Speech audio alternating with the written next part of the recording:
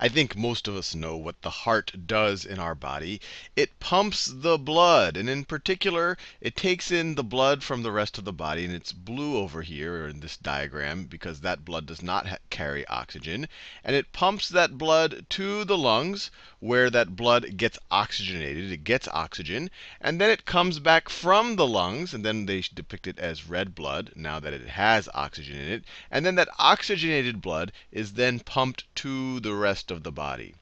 And I think also most of us have this general idea that when people talk about heart disease or heart attacks, which we'll learn are two different things, related but different things, that it has something to do with the clogging of arteries. And so when I was a kid and I first learned about the clogging of arteries, and I knew enough to know that the heart is all about pumping blood through the body, I assumed that the arteries that people were talking about were these big arteries, the arteries that are coming away from the heart to the rest of the body, that somehow these things got clogged up. So let me draw that a different color you could see. So this was this is what I thought people were talking about when they were saying clogging of the arteries. And maybe once this got clogged enough, it stopped the blood flow to the rest of the body somehow, and that would actually kill the person. And what I want to make very clear right now is that is not what those are not the arteries that people are talking about getting clogged when people talk about heart disease or heart attacks. The arteries that they are talking about are the arteries that actually provide blood to the heart. Remember, the heart itself is a muscle. It itself needs oxygen. And so you have these arteries right over here. So these red, I guess, tubes that are depicted on this picture, those are arteries. And then the blue ones are veins. They're taking the deoxygenated blood away from the muscle tissue of the heart. And these are called coronary arteries. And this one over here, at least from the point of view of me or you, looks like it's on the right. But from the point of the view of the person whose heart it is, this is on the left. And so this right over here is called the left coronary artery, or the LCA. And this right over here in red, this is called the right coronary artery, or the RCA.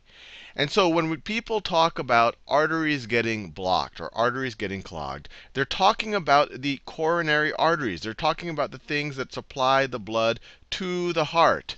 And so let's zoom in on one of them. So maybe we could zoom in right over here. So if we zoom in right over here, that part of an artery, that's the tube. Let me zoom in, make it a little bit clearer where I am zooming in. So I am zooming in right over there.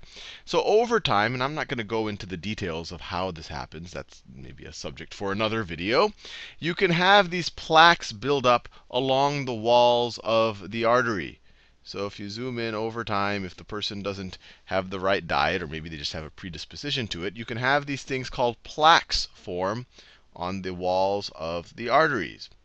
And the plaques, the material inside of them are lipids, so things like fat, cholesterol, and also dead white blood cells. So it's this kind of messy substance right over here.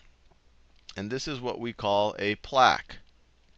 And the formation of these plaques that obstruct the actual blood vessel, that actually obstruct the artery, we call this, let me make it clear that you see that this is kind of a tube right over here. And let me draw the blood. We draw the blood. So this formation of a plaque we call atherosclerosis. Atherosclerosis. Atherosclerosis.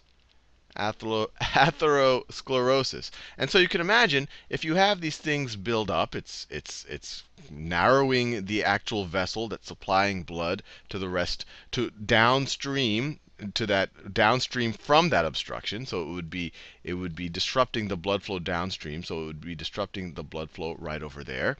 And that general process that we talk about of that restriction of blood flow, that ischemia that's happening. So ischemia is a deprivation of blood flow and oxygen downstream from this right over there. That's what we call coronary heart disease, or not actually, coronary artery disease or heart disease. So let me write this down. So this causes coronary artery disease, which is sometimes called heart disease. Saying coronary heart disease would be redundant because coronary is also already referring to the heart. So another way, this is also sometimes called heart disease. Heart disease. And so you can imagine if the downstream, the muscle tissue is not getting all the oxygen it needs, especially maybe when this person's, whoever's heart this is, when they're exerting themselves, they need more oxygen. The heart needs to pump a little bit harder. If downstream these cells are not getting all of the oxygen they need, you can imagine that the heart maybe is not able to provide all of the functions that whoever's heart this is that they need it to do. And when that happens, that's called heart failure. Heart failure. So heart disease is one of the causes of heart failure. Heart failure. Now I want to be clear, heart failure does not mean that the heart is stopping, that the heart is stopped and that the person is dead.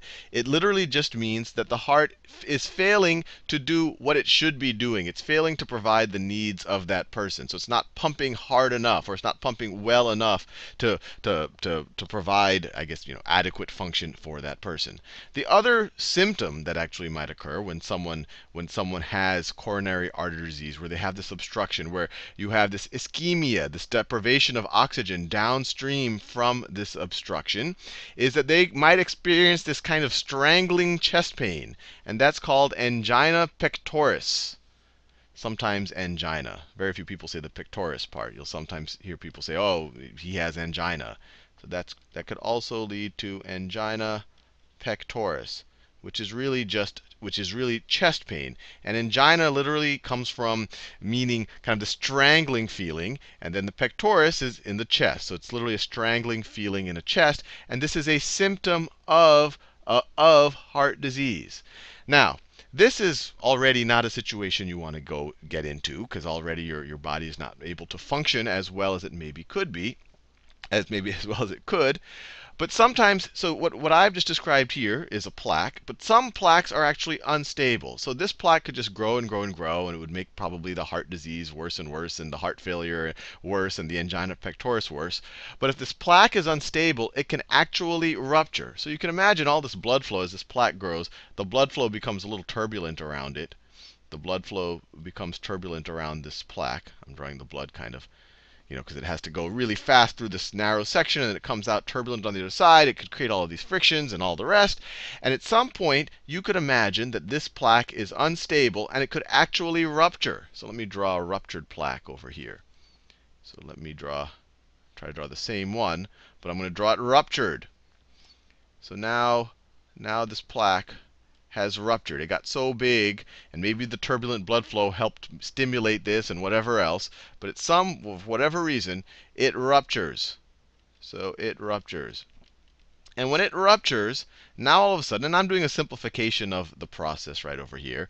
Now all of a sudden, the contents of this plaque, the lipids, the cholesterol, the fats, the dead white blood cells, are now all of a sudden exposed to the blood flow, and in particular to the clotting factors in the blood. And this is highly thrombogenic material. Thrombogenic. Very fancy word, thrombogenic. But that just means that it tends to cause blood clots. A thrombosis is a blood clot. So what happens is as soon as this type of thing happens, and it could literally happen in seconds or even minutes, all of a sudden you could have these clotting factors form a clot right over here, right at the actual plaque. And as this happens, it starts to really, really, really obstruct the blood vessel. And sometimes it could even completely obstruct the blood vessel. And when this happens, you are significantly depleting the blood flow going downstream from there, or you might even be shutting it off. And when you do that, the cells downflow, the cells downstream, I should say, the cells downstream will no longer get oxygen, and they will die.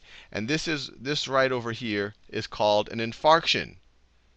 So that is an infarction.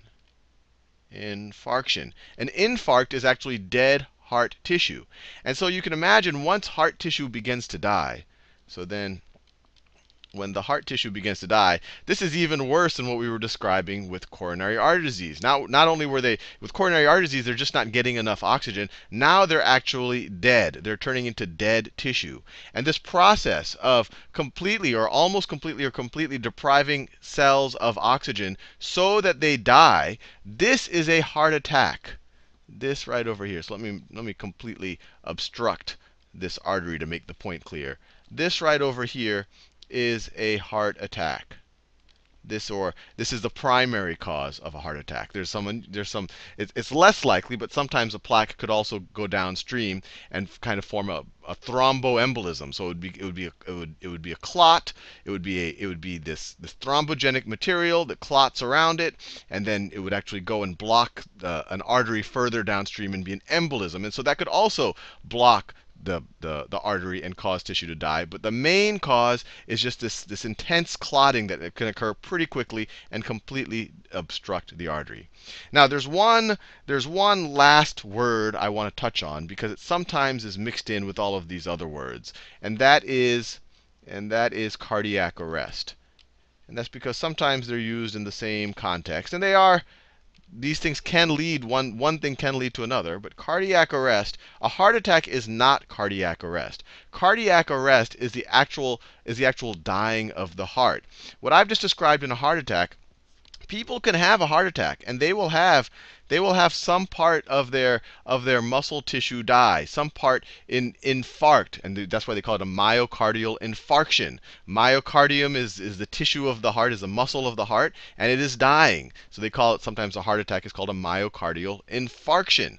That is not cardiac arrest. Because you can have some of your heart tissue die and you can survive. Your heart will be impaired, but you will continue to live. Cardiac arrest is literally your heart stopping.